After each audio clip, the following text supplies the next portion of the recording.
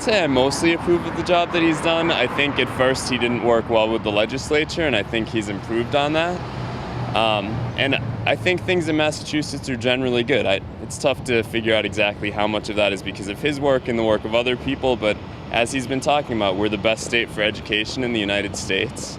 Our job situation isn't great, but it's better than that of the average state in the United States, and I think we're headed in a generally positive direction. He hasn't done as much as he might have, but I'm quite happy to see him continue. Yeah, he got off to a kind of rough start, I think, sort of a little bit clueless politically, but I think he's gotten better and better. Probably different than a lot of other people. I actually think that we should keep taxes where they are. I think there are a lot of really critical services that would need to be cut if we cut taxes, and so that's going to be my bias in voting. I think his stand that the state does need a fair amount of taxation. I mean, enough to get the job done. He wasn't going to do a ridiculous rollback on taxation, and that helped drive my vote for him.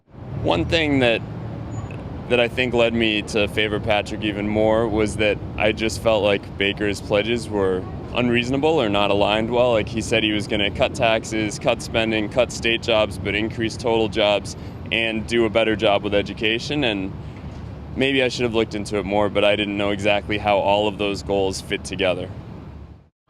That's going to mean I'd be voting for Deval Patrick, and probably in general more on the Democratic side. We voted no on all of them, and we're very worried about losing money for social services. Based on the rollback of taxes? I think we should keep the affordable housing laws as they are. We're a pretty unaffordable state for people, and the cities often take on a lot of the burden for that, but I think all of the communities in the Commonwealth should have a commitment to affordable housing. Negative on both sides, definitely. I think Patrick started out more positive, and now in some ways I feel like he's had to defend himself and had to go a little bit negative just to respond to some of Baker's campaign, but unfortunately I think it's been too negative.